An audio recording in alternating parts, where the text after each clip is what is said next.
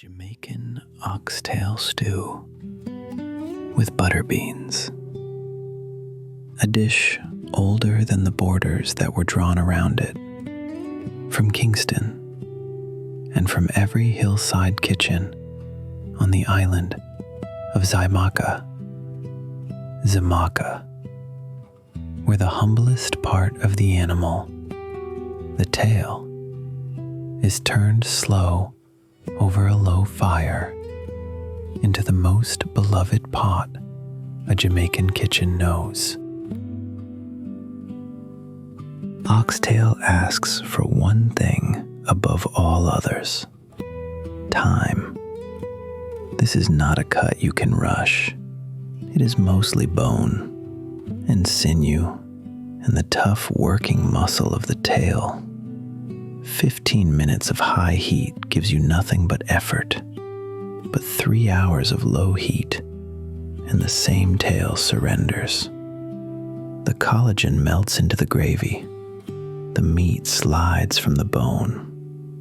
The grandmothers will tell you the pot is ready when it stops needing you and needs only the fire. Servings 4. 20 minutes of preparation, 3 hours of cooking. Total time, 3 hours and 20 minutes.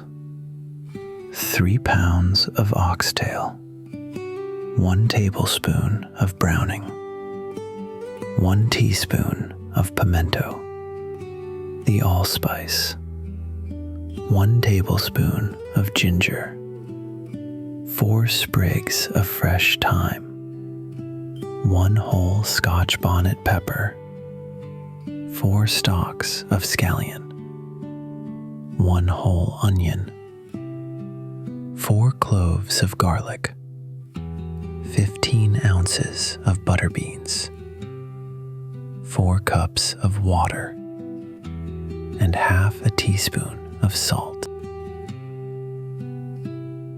Begin with 3 pounds of oxtail. Trim away the heavy fat, the pale, waxy edges that will never render soft. Leave what marbles through the meat. That is flavor. The rest is only grease. This is the quiet, unglamorous work. No heat yet. No sound but the knife.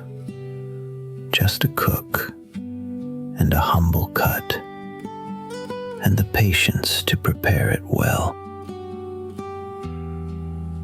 Now the seasoning. 1 tablespoon of browning, rubbed dark into every piece. Then 1 teaspoon of ground pimento, 1 tablespoon of ginger, 1 whole onion, and 4 cloves of garlic. Work it in with your hands, under the skin, into the seams around the bone. Then let the oxtail rest, and take the spice inward. In a Jamaican kitchen, seasoning is never sprinkled on top. It is pressed in. Heat a heavy Dutch oven until it is hot enough to hiss. Lay the oxtail in. Do not crowd it. Let each piece brown on every side for 8 minutes, turning only when it lets go of the pan on its own. This is where browning earns its name. The sugar in it darkens. The meat takes on a deep mahogany crust, and the whole kitchen begins to smell of it. Do not chase the color with higher heat. Chase it with patience. Burnt is bitter, but browned is the foundation of the entire pot. Now, the water. 4 cups poured slow around the meat, 4 sprigs of thyme, and 1 whole Scotch bonnet pepper, left whole, never split. Kept whole, the pepper gives only its perfume, its fruit, its warmth. Pierce it, and it gives fire instead. Bring it up to the gentlest simmer, then cover the pot, lower the flame, and leave it for 2.5 hours. This is the part no one can sell you, the waiting. For 2.5 hours, almost nothing seems to happen. But under the lid, everything is happening. The tough sinew loosens, the collagen dissolves, the tail gives its body up to the water, and the water thickens into something darker and rounder and deeper than a broth. You do not stir it often. You do not lift the lid to look. You trust the low fire, the way this island always has. When the meat has nearly left the bone, add the beans, 15 ounces of butter beans, and 4 stalks of scallion, cut long. Then lift the lid away.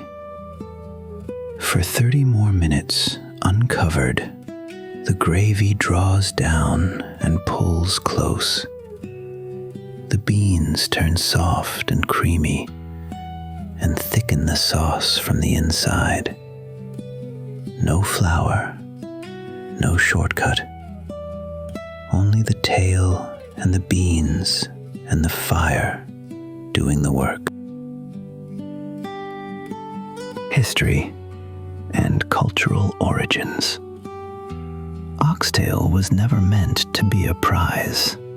On the sugar estates of colonial Jamaica, the fine cuts went up to the great house. What was left behind, the tail, the tripe, the feet, was given to the enslaved. And in those kitchens, something extraordinary happened. The cast-off cut, cooked long enough, and with enough care, became finer than the roast it was taken from. Hardship became a cuisine. That is the whole story of this island's food. The pepper in this pot is older than all of it. Pimento, what the world calls allspice, is native to this island and to almost nowhere else. It grew here long before the ships came, on the land the first people called Jamaica. Jamaica, the land of wood and water. They were the Taino, and Arawak people.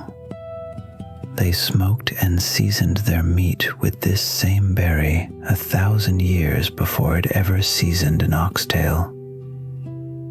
The flavor of Jamaica begins with them. Then came the crossing. The people brought in chains from West Africa, carried almost nothing, but they carried knowledge.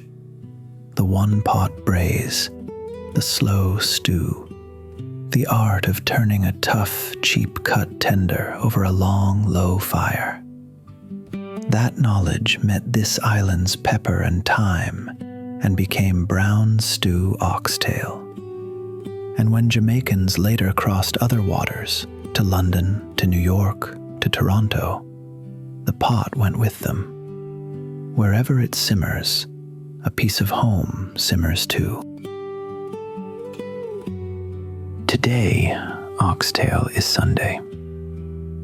It is the pot that says a day matters. Cooked for family, for gatherings, for anyone worth 3 hours at the stove. served over rice and peas, the dark gravy soaking down into the grains. Ask anyone of the diaspora what tastes like home, and many will name this. Not the expensive thing, the patient thing, the cut that nobody wanted, loved all the way into the center of the table. At the end, lift the lid. The gravy has gone dark and glossy. The meat falls at the touch of a spoon. Ladle it over rice and peas, and let it rest one moment before you carry it in. Steam rising, the whole room already knowing what it is. Jamaican Oxtail Stew is the rarest kind of recipe, one that has survived slavery and hunger and every attempt to call it poor food. It survives because it was never trying to be impressive. It was only trying to feed the people who loved it. And the table, at last, is set.